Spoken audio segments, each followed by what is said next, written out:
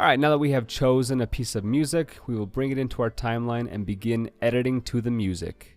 I'll be splitting up this 15 minutes of footage into two different songs, so I'm going to take the first half of the footage, the first 7 minutes of just the Temple Grounds footage, and I'll be putting that to this first song. So I'll be taking my 7 minutes of footage from the Temple Grounds and trying to squeeze it into a 3.5 minute song, which means as I'm editing, I know that I either need to eliminate half the clips or shorten each of the clips in half the amount of time. You'll kind of see how I do that as I go. So the first thing I'll point out is how I edit to the beat of the music. Here we go. So on that beat, I'll be editing to a new clip. And I'm going to slide this one over.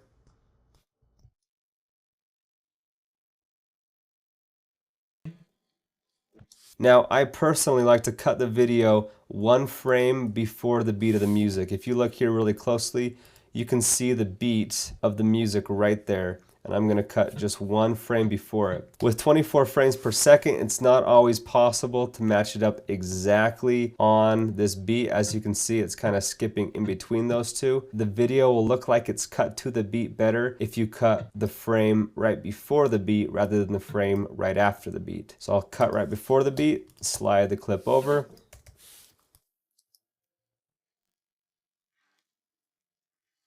So as you can see, I'm cutting these clips to this beat. Now, this clip and this clip are very similar, and I'm not sure yet which one I want to use. I like both of them, and so I'm just going to slide this clip right underneath there, and then right-click Enable, which will then disable this clip or hide it so that it can't be seen. And the reason I do that is because sometimes I don't want to eliminate a clip because I'm not positive which one I like better.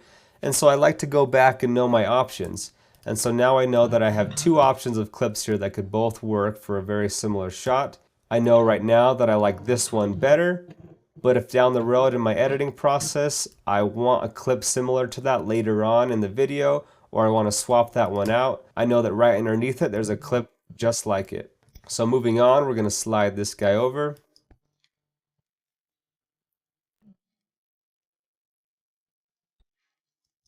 Okay, gonna make this shorter.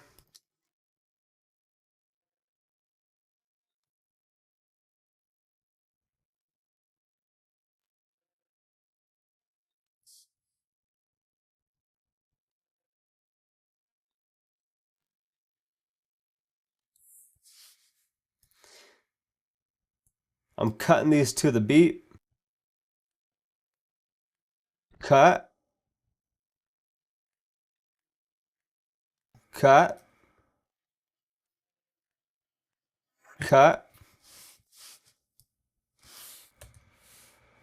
And I will go through and do that to every clip. Again, going to fast forward through me doing the same thing to the rest of these intro shots as I continue that pattern, and it is pretty much the same. Now, this clip, I already know where I want it to be in the song. I want it to be on the first drop of the first chorus. So what I'm going to do, this is where the first drop is. And I want that part of the song to come in right there if she puts her hands up. So I'm going to go ahead and grab all my clips. I'm just going to scoot them on over. And like I said, I know I want this clip right here on the drop. And you can tell it's the drop because the music right here is crescendoing. So I know the drop's about right there. So I'm going to try and time her arm raise to be right at the drop. So let's see how that looks.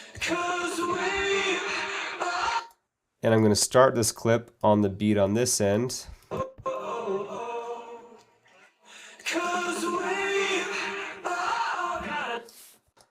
Good. Next clip.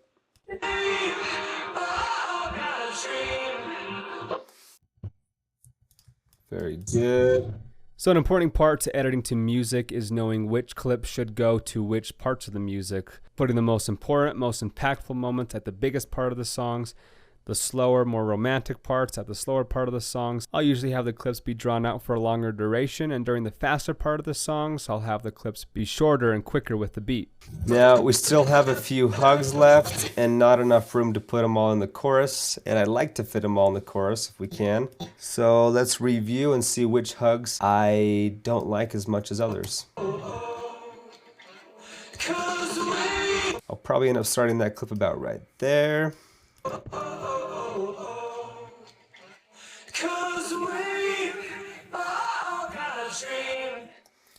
I'm gonna cut this right. Scoot this over. Like that.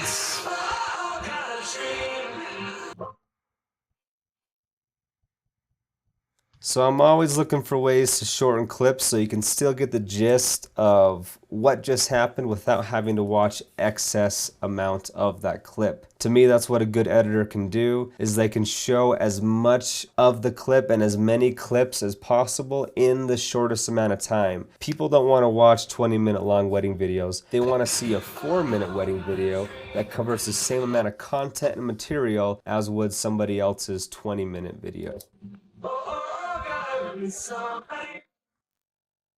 Okay. Now what I'm going to do is I'm going to split up the boy and the girl hugs. There was only one of me there and two of them hugging, and so I couldn't capture all the hugs, so I'd go from 3 or 4 hugs of the girl and I'd go over and show 3 or 4 hugs of the boy. But to make it seem like there was more cameras there, I'm now going to cut so that it shows one of the boy hug, one of the girl hug. So we got girl hug, boy hug, girl hug, girl hug. So let's go ahead and put a boy hug in there next. We'll slide this boy hug over to cut up between those.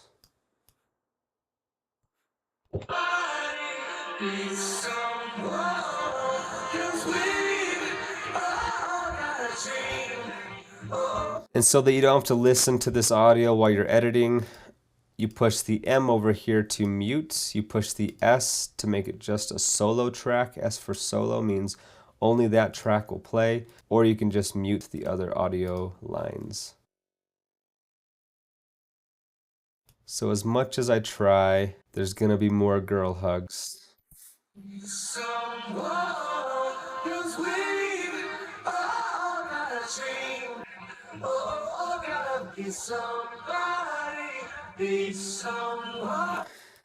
These are 2 friends. I'm gonna go ahead and cut one of the friends out.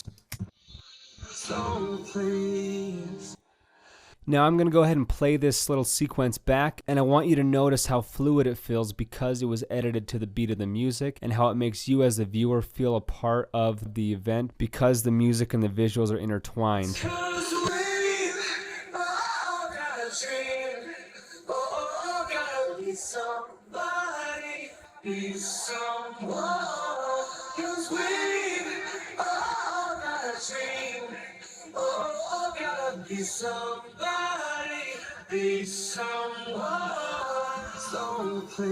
Now you'll see as the music slows down, so do the clips, or at least the length of them is now double time. Short, short, short, short. Music slows down, slower, slower, slower.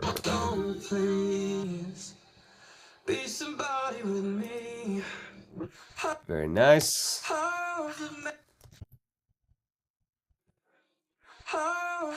Beat picks up a little bit, so I think we're gonna pick up the pace of the clips as well. Cut on that beat.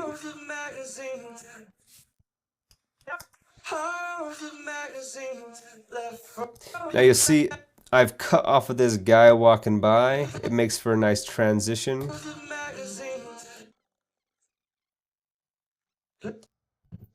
Love this clip.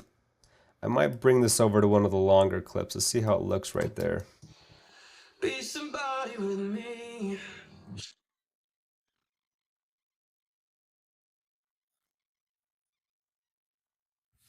Don't know if I love that clip. I'll probably choose between this one and that one. And we'll probably go with this one. So I'm gonna disable that. Like when she looks up at him. Very nice.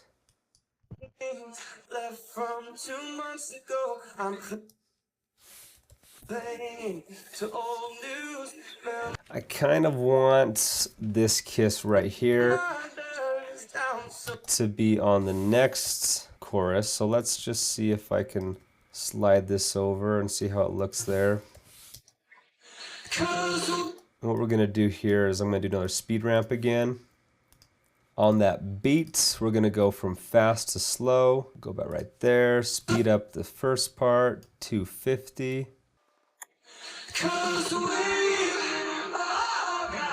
Very good. So now the question becomes, well, if I'm sliding these clips over here like that, what am I putting here and here?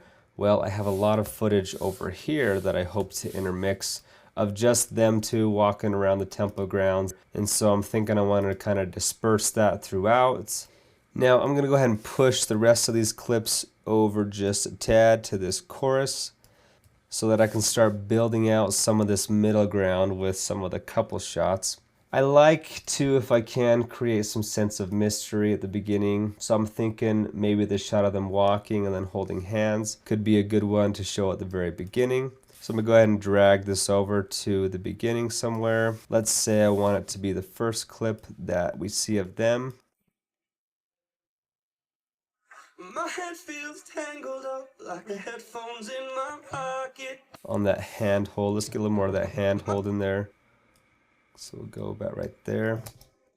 My head feels tangled up like the headphones in my pocket.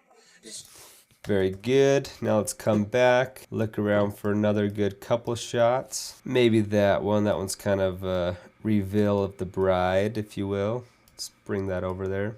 There you go. That creates some mystery. Drag that over. There's another good one here of her ring and flowers. Possibly can use this one. So let's plug some of those in and see how they look. Put our flowers in here.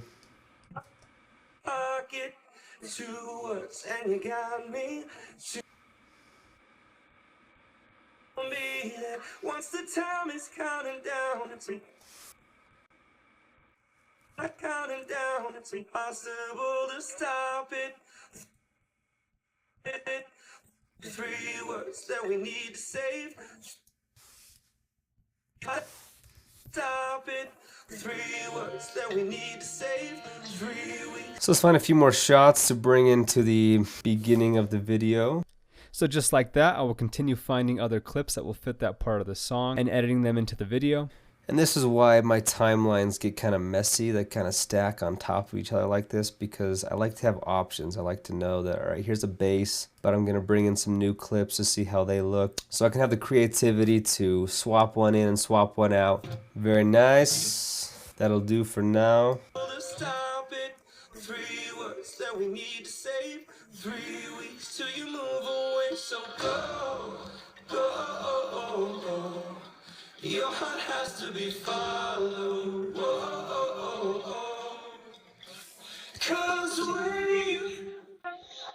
And tucked under here is an awesome shot that I can show later on now, along with this one as well. So then I kind of try and clear out some of the shots that I didn't end up using. So let's go ahead and watch it from here now.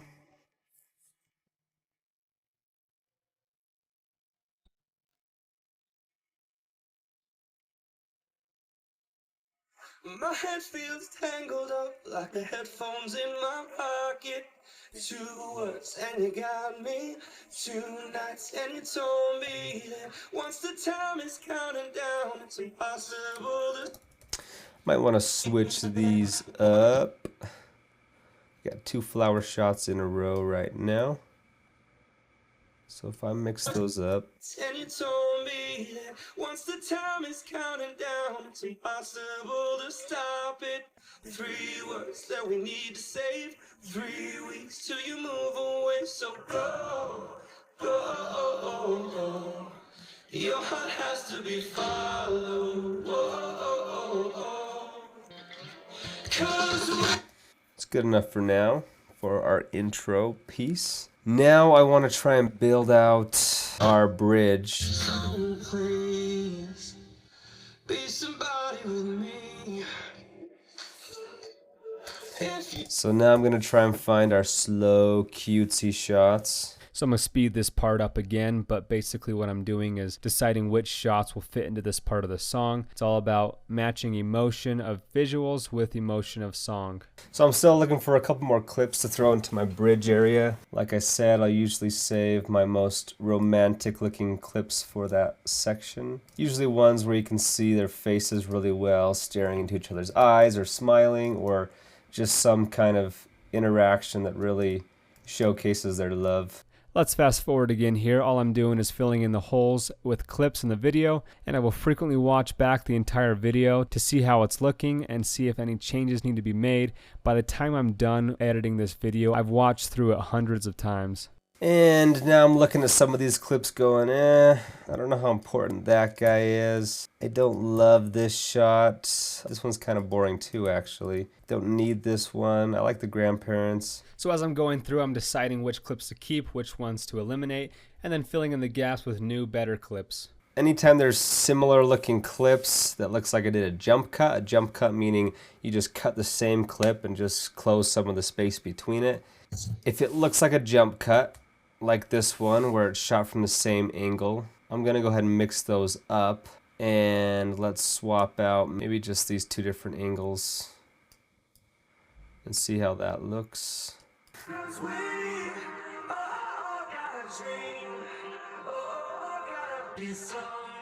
Very nice.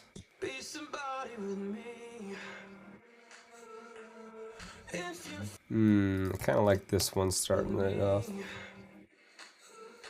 Yeah. So I had this clip in here to start off the bridge, and I like this one better. Just shows more emotion. Alright, so it's building out pretty nicely. I filled up the bridge pretty well with clips that I like. I'm not 100% set on it yet, but it works for now. Now I need to find a good clip that brings the chorus back in. Because that clip isn't very exciting, and that's an exciting part of the song. I'm going to try this one out, see how it fits. This is just a trial and error process, but to me it makes a big difference in the final product if you can find the right clips to match the right parts of the songs.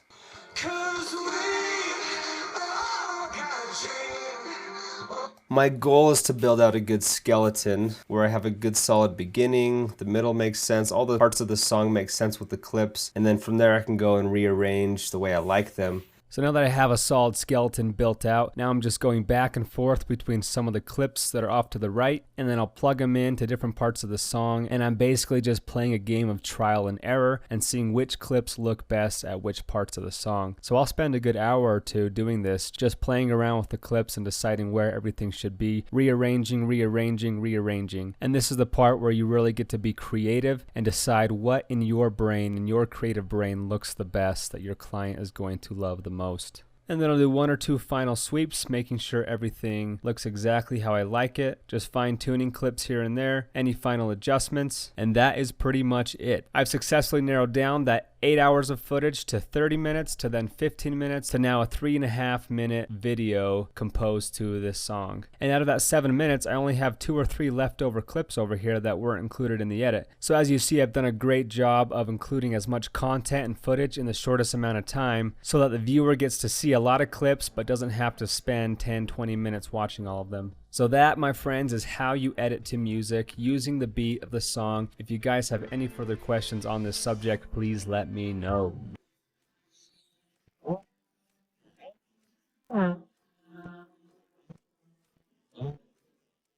Let's talk about color grading. In our industry, colors are what set us apart. Wedding videos are to have a certain aesthetic that we all try to achieve, and a large part of that aesthetic comes from our wedding video colors. I see a lot of filmmakers who spend almost zero time coloring their videos, and their videos look amateur and unattractive. If you can learn to color grade your videos where it's graded beautifully and aesthetically, you'll separate yourself from 80% of the market. Color should enhance your video, not distract from it. We live in a world where presets are huge Luge, and LUTs. For those who don't know, a LUT, meaning lookup table, is essentially just a preset for video. A lot of videographers slap a LUT on their videos and don't even bother to color grade. Don't do this. There are tons of great LUT packs out there, hundreds, probably thousands. I've used a lot of them, but in the last few months, I've actually stopped using LUTs. And I want to briefly tell you why before I show you how to color grade. Your colors are part of your brand, so be your own. A while ago, I came across White and Revery's LUT pack. I bought it and loved it.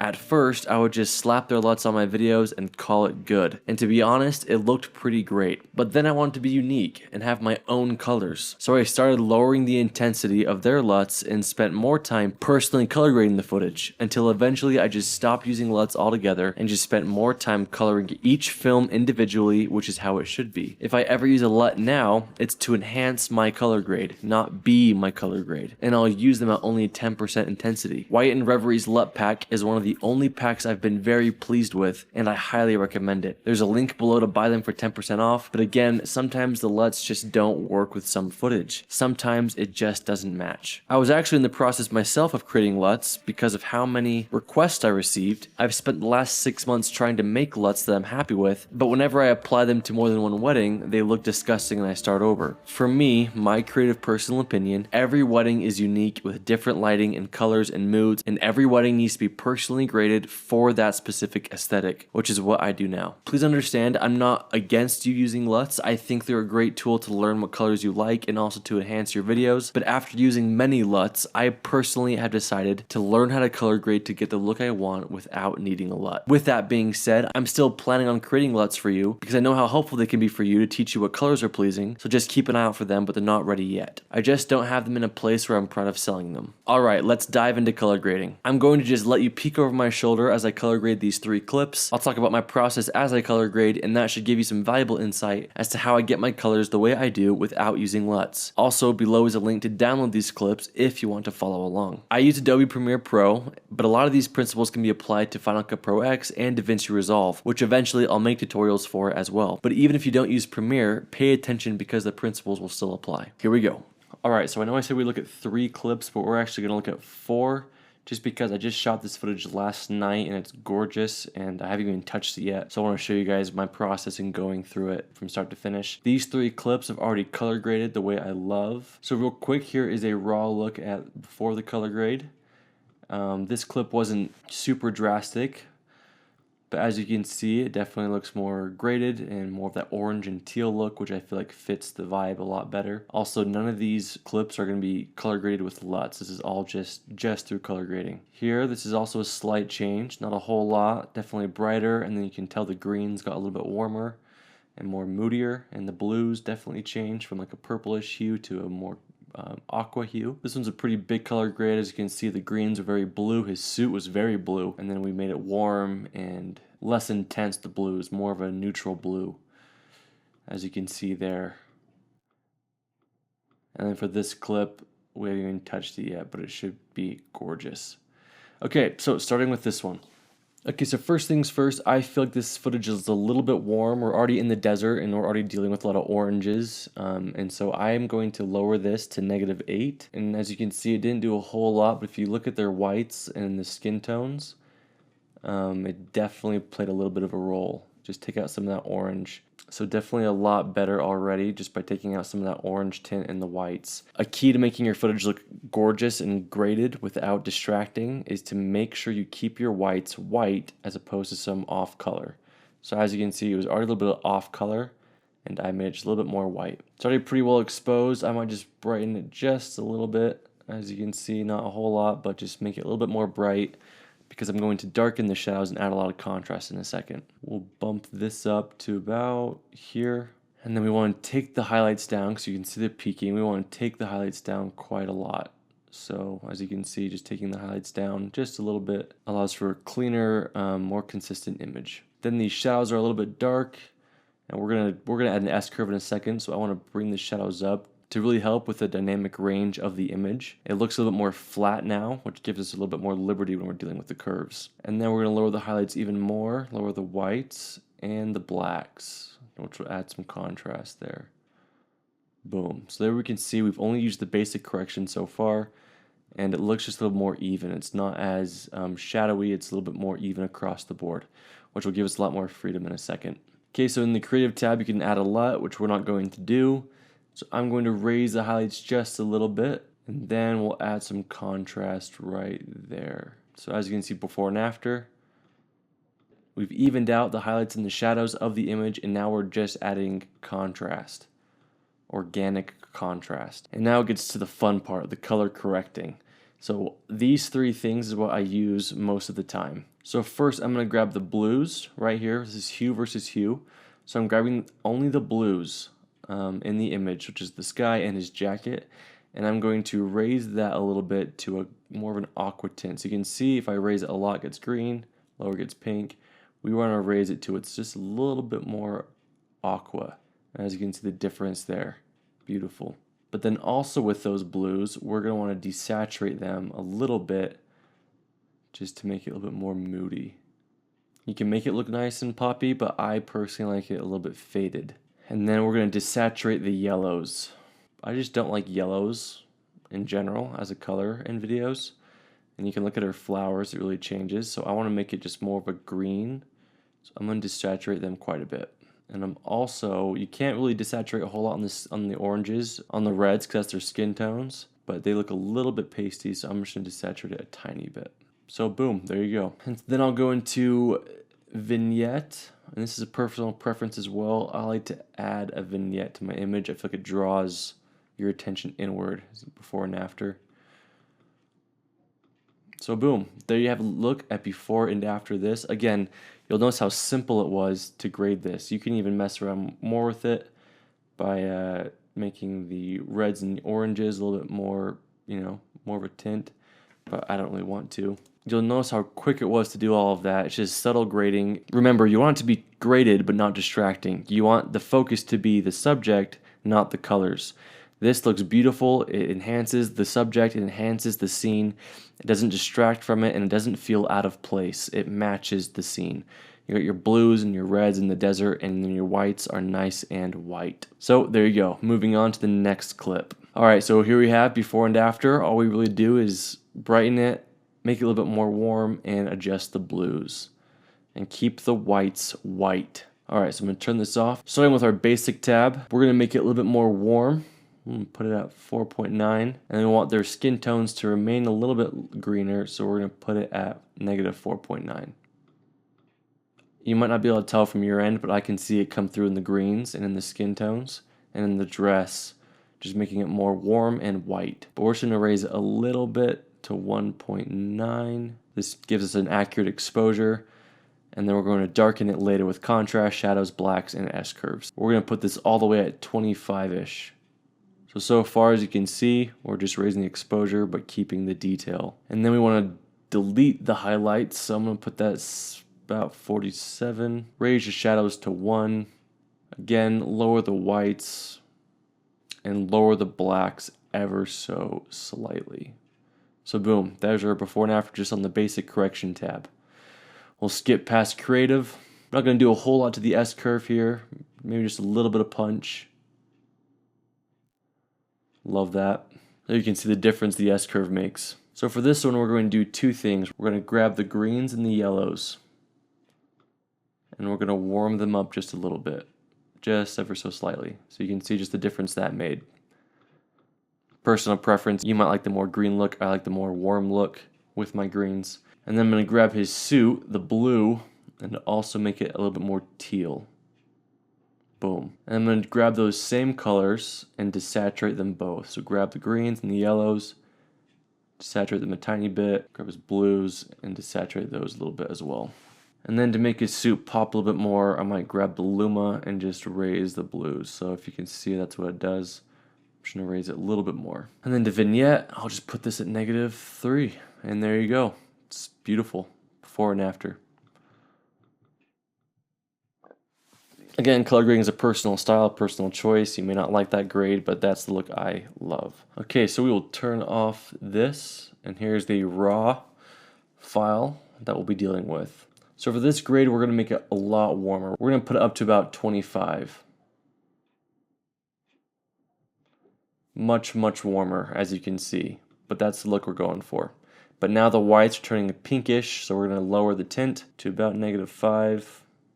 That way the whites just stay a little bit more white, which we'll adjust more in a second. Exposure looks fine, but we're going to make it a bit more moodier by adding some contrast and then bumping up the highlights to 21. And also the shadows to 22 to make it more even. Bump up the whites to 23 and then lower the blacks to add some contrast. Okay, so there we have before and after so far, looking pretty good. We'll do a little S-curve here. And then we'll grab our greens and warm them up a lot. But now they look a little bit yellow, so we're going to grab them again and just desaturate them. Boom. And then with his suit, I just don't like the color, so we're going to make it more teal.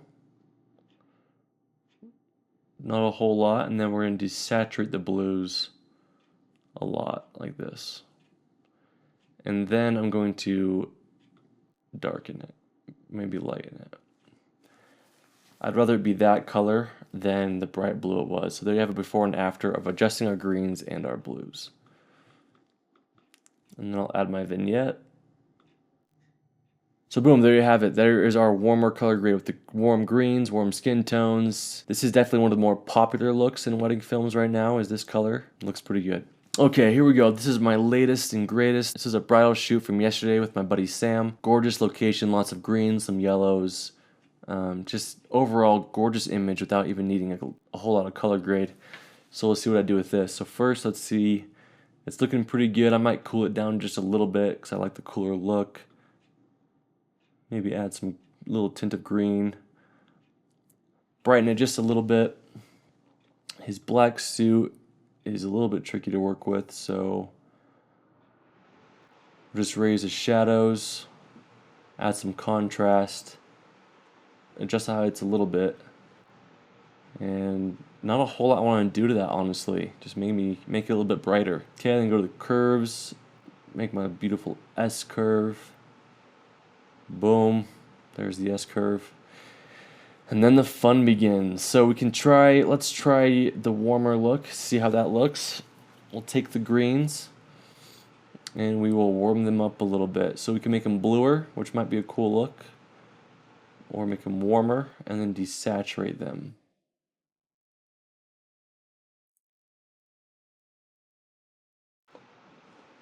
That looks pretty good to me. Then we'll take the blues and I'm gonna make them a little bit more teal in the background and then desaturate them a little bit. Again, there's not a whole lot of colors I want to change here. So here's just the colors adjusted slightly. And to me that looks pretty good. Add a vignette. So there you have a before and after look at that color. Or you can also do, if you want to get really fancy, go to your HSL secondary and select the greens. Hit color gray. And then just make sure you grab all the greens in the image. There you go. And then denoise it and blur it. And then you can adjust them however you want. So we could darken them, which I really love that look. Make them maybe make them more warmer. Add a pinkish tint to it. Add some blue maybe, or some... So you can add all types of things. I kind of like adding blue to it. So there's a look with and without HSL secondary. However, the trees now look whitish, so I might take that off a little bit. So there you go. I just darkened the greens, which I really like, and I can come in here and desaturate them more or less if I want to. Boom. So there you go. So there is a look at me color grading 4 of my favorite clips. Here are the before and afters one more time.